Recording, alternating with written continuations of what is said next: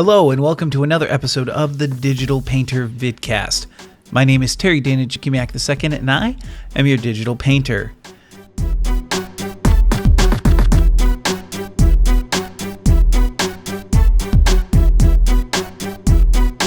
Welcome back to my humble abode. You'll see I've changed the painting behind me. It's very colorful. I just recently shared this painting on the Facebook page for the Digital Painter website. If you're an artist member, if you're a Patreon member, no, buggery, boo, I can't even remember anymore. It's going to be one of those days. If you're a patron member or platinum patron member, you have access to the Facebook page. And this was an image that I came up with the other day. Had a lot of fun creating it. You know, for those that have watched enough of my videos, you know that I'm not necessarily somebody who likes to do ultra realism. And so I had some fun just kind of messing around, creating these squigglies and then painting them in. So had a blast. So that's why we're decorated in the back. You know, it's good to be back. It's been a long month and a half now. I've been doing a lot of work outside to help save some money to purchase something that is actually now going to help me not only with my professional job as a theater designer and web designer, but also this little side project of the Digital Painter, which is my brand new Wacom Cintiq. Here, I'm going to give you a little image view here. Let me see if I can get it. See it sitting there? That puppy is my new precious. My precious. It is it's a tablet that connects to your computer and allows you to draw if you've never seen it before. In the past, I've used an Wacom Intuos Pro, which was a gift 2 years ago. Still love it, but now I'm going to be able to actually draw directly on the screen. I am stoked. So, really excited. So what are we going to be doing this week? I know it's been so long. I thought we'd just kind of jump in and do some drawing. I actually am working on a project right now. I'm doing a scene design for a play called Clybourne Park. And that play, the first act is set in the 1950s. Now, obviously, I did not grow up in the 1950s, but we need to look at furniture. So I just, tonight I just kind of felt like I wanted to do some furniture sketching. And so that's what we're going to do. And if you want to join along and kind of see the furniture that I'm choosing and would love to see what you end up with, obviously I'm not going to, short video, I'm not going to get through an entire finished drawing, but we're definitely going to get started here. All right, so let me hit this button here. And this is a little different. You're actually going to look at me sideways now. And I got to see, I'm going to adjust the mic here. And we'll kind of see how this works. It's the first time I've done it this. So the first thing I do when I'm doing a design is I do research. And so what I'm looking for here is I'm looking for 1950s furniture. And I found this website that has vintage ads, furniture ads from the 1950s. So I just been scrolling through. Man, my cats are really noisy in the background right now. Let's see here. And I'm just trying to see if there's anything that's going to kind of catch my eye that I feel like drawing. Now, the scenery, the set is set in the living room. Oh my gosh, they're like two cats. They play at night, so which can be really obnoxious. So it's in a living room. So the types of furniture that I generally look for is this one right here, this couch, because I'm probably going to need a couch. I'm not looking for beds, but I'm just trying to get a sense of what they look like. Now, I do this in just about any of my drawings, whether I'm drawing, for fun, for art's sake, or if I'm doing design. Now, here's one I really like. This one right here, I'm going to actually save this image.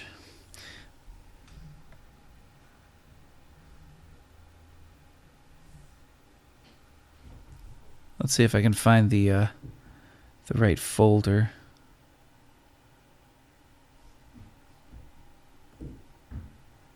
And of course, I'm not going to be able to. It's one of those things. Oh, there it is. Oh, it hasn't updated, so I'm just going to save it here. All right, so I now have an image. What we're going to do is we're going to do this. I like this little chair here. I think it's, or this, I guess it's a love seat. It's simple. It's not real, it's not real complicated, but I think it's exactly what I want to do. All right, so what we need to do is we need to open a new file.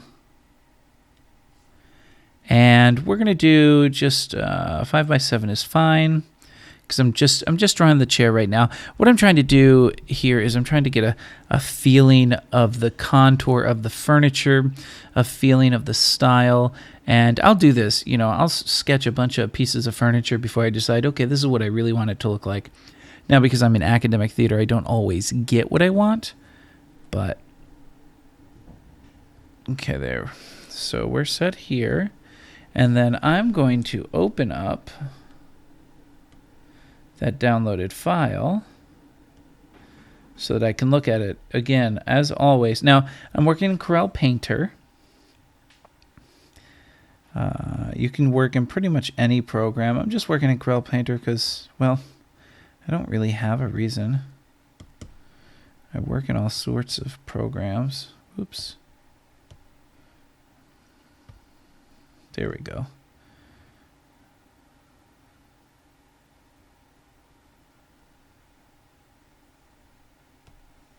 Okay.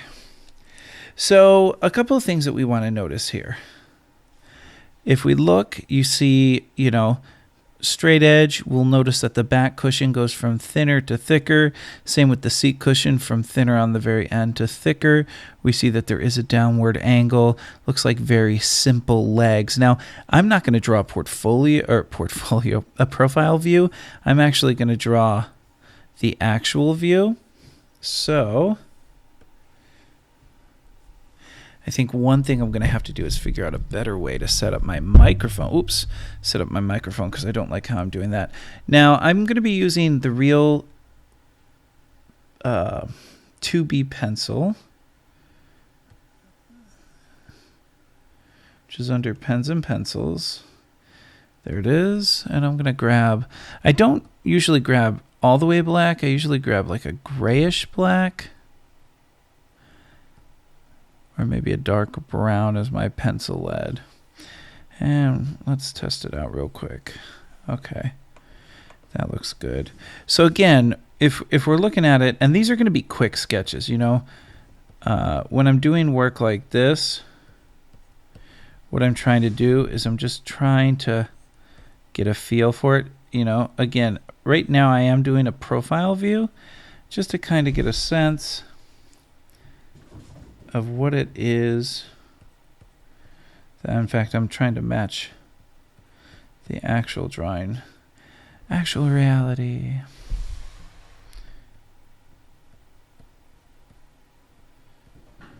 You know, it's got these wonderful, it's got these wonderful swoopy angles. Swoopy, that doesn't even make any sense.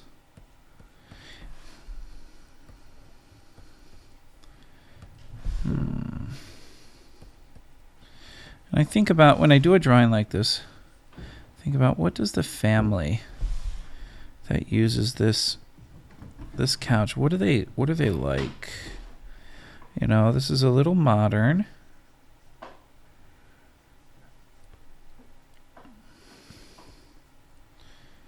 Now, if you grew up in a household with this, would love to hear, you know, what your family was like.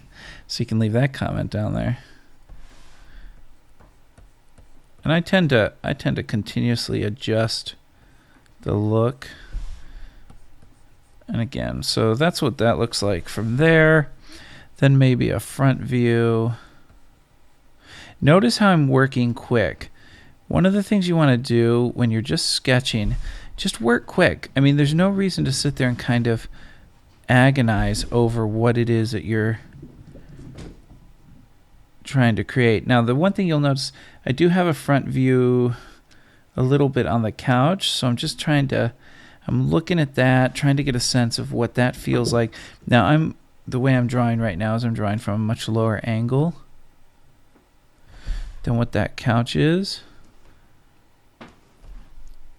And now I'm also drawing closer to what a chair might be rather than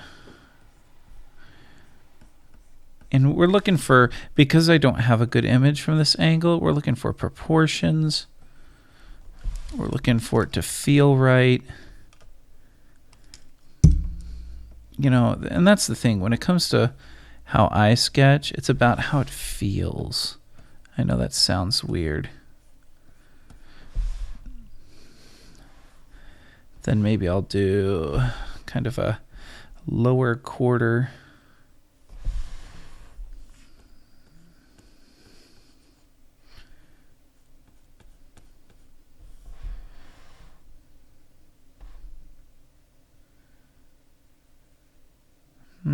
I don't like that either.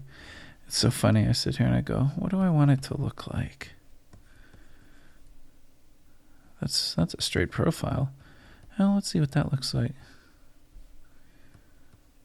I like that for the legs. I wonder, though. See, one of the things I look at here is for balance. Does the leg come back a little more like this? Because that'll give you a little more balance.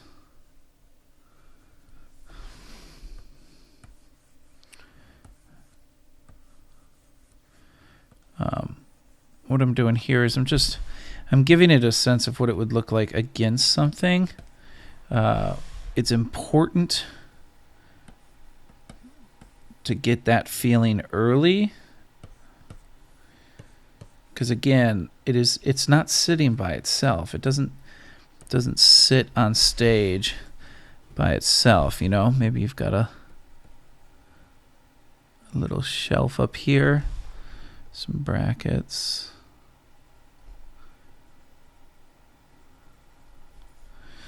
Maybe a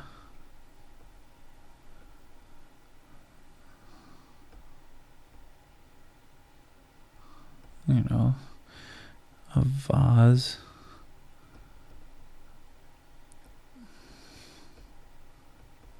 Just again 1950s, not a period that I lived in, so just trying to get a sense. This would have a break here. Going back in, these would be the, oops, that doesn't have the angle. The cushion breaks.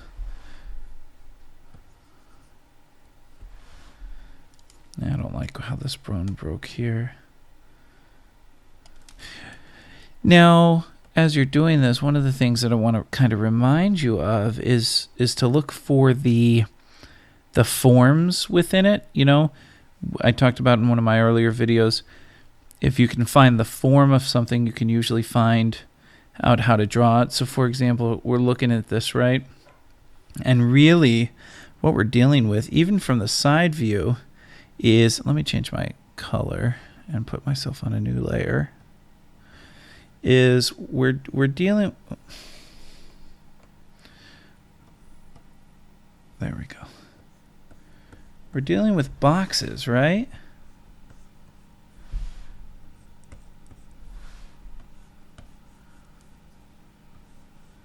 So if if you struggle with drawing furniture, start with that simple shape of a box.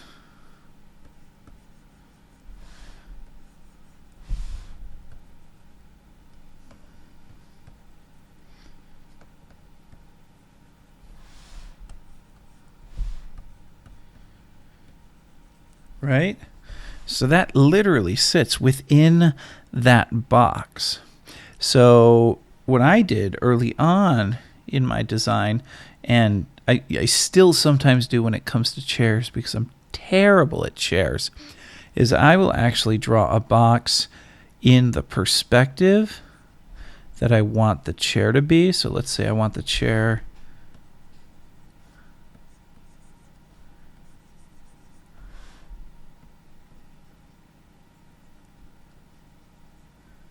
sitting like that, because now what I can do is I can kind of imagine, that means the seat might be roughly there. Your order is up. And then, in the corners we might have some legs, and then here we might have a back.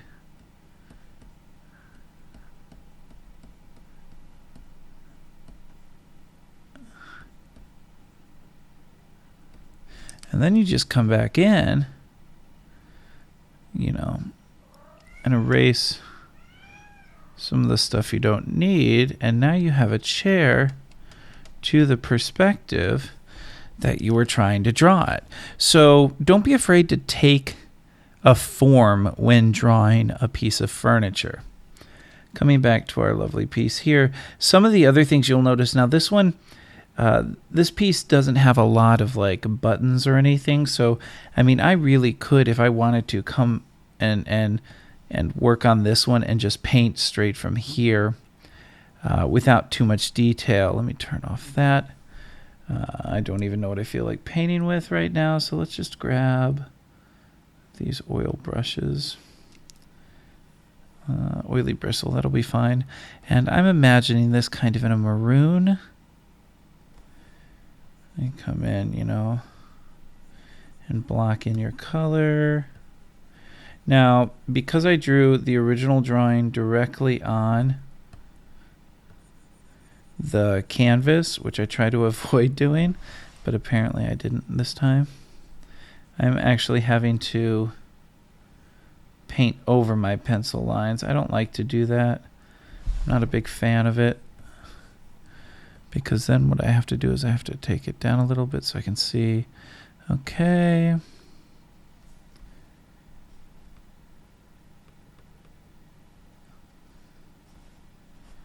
Take my size down.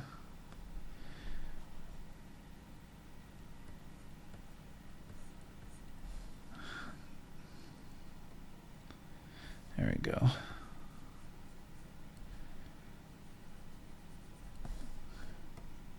I've got to keep adjusting. What I'm doing right now is I'm adjusting the opacity, and that allows me to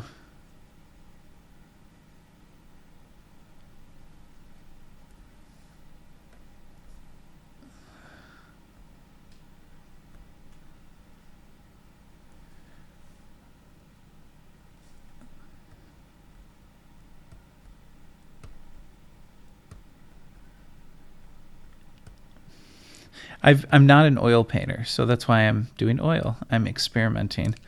You'll see oftentimes I like to do that. One of the great things about digital work is you can go outside the lines and then erase back to get some nice hard edges.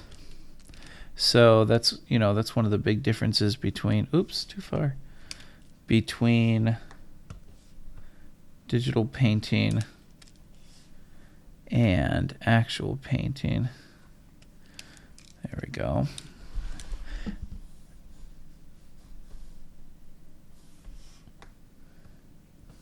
And don't be afraid, you know, when doing furniture, don't be afraid to really kind of let yourself explore.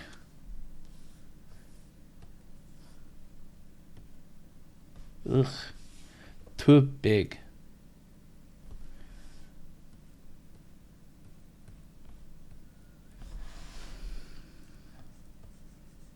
I think the bottom is a piece of wood.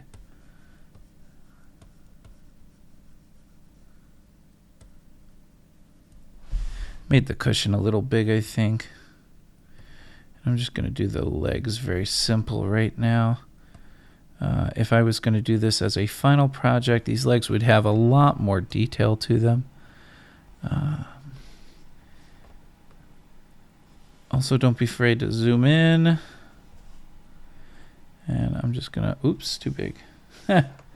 Again, undo button is your friend.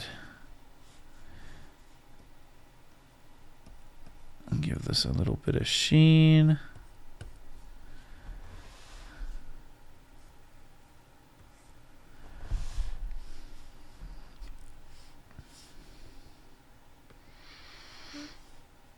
You can start to get a sense, a feeling of what it's going to look like. Again, I'm very rough in these early stages.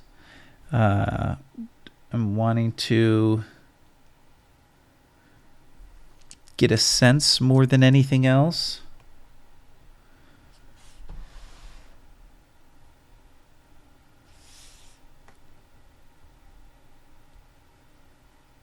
Just kind of tighten up some of my lines here. Now, if you really want to, you know, if you're not working at a super fast pace, you can actually do a lot more in regards to tightening it up with a little bit of using the select tool and selecting the exact squareness and creating what you want. And if you really wanted to, you could actually come in here, add another layer, and come in and add some wall decorations. Or wall color, I guess. So what do we, you know, if we're thinking 1950s, let's think of kind of this color here.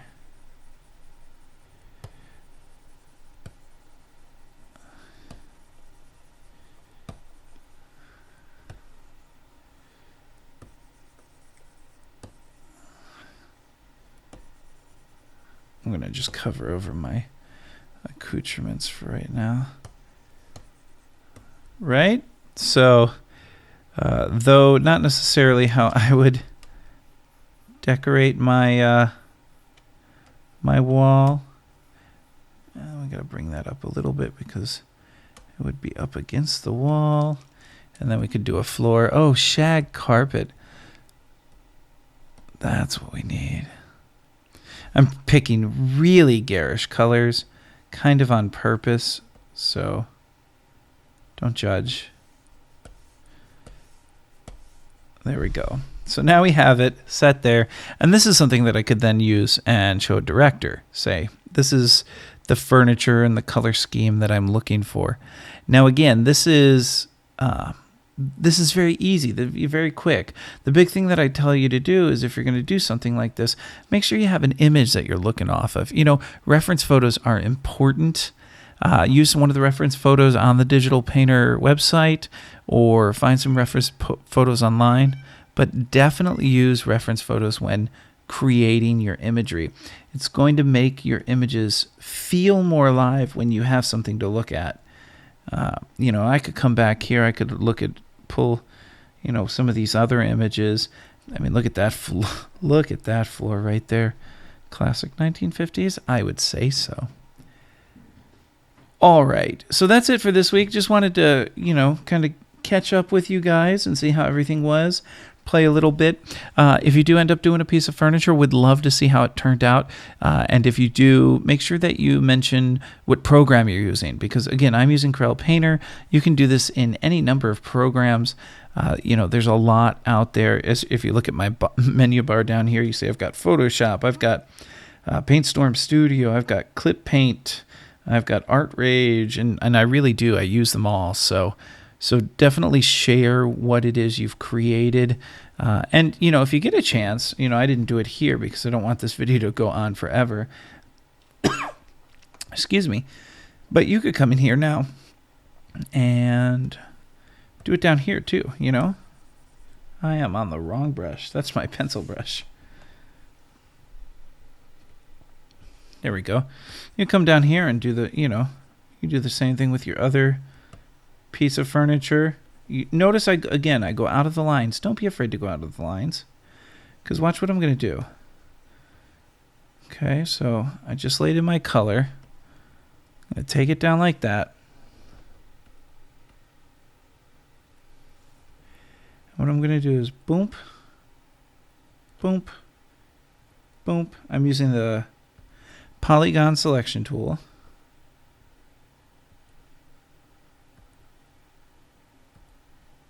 And then what I'm going to do is I'm going to come to select and I'm going to invert the selection.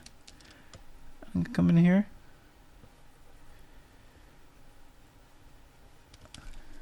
And then we'll bring us back up just to see, you know, let's see, I missed a couple spots from coming in.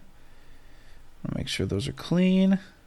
And then I can actually select invert again and go back in. And with my paintbrush, I can go ahead and finish filling it in. And there we go. And then I deselect it and take it back down. And then, of course, I'd work on, you know, the shadows and the highlights. You come in.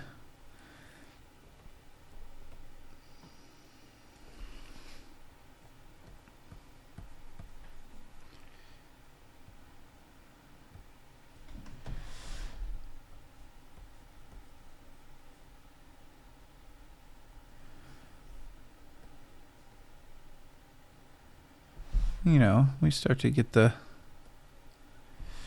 feeling of things. I'm actually going to come in. I'm going to shade this a little bit.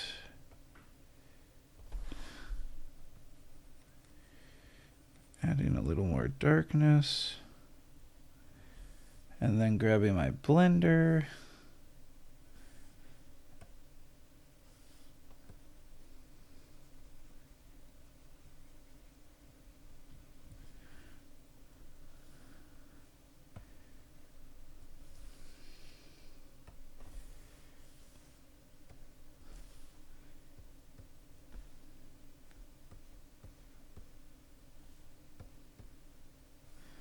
And there we go. We begin to see the fruits of our labor.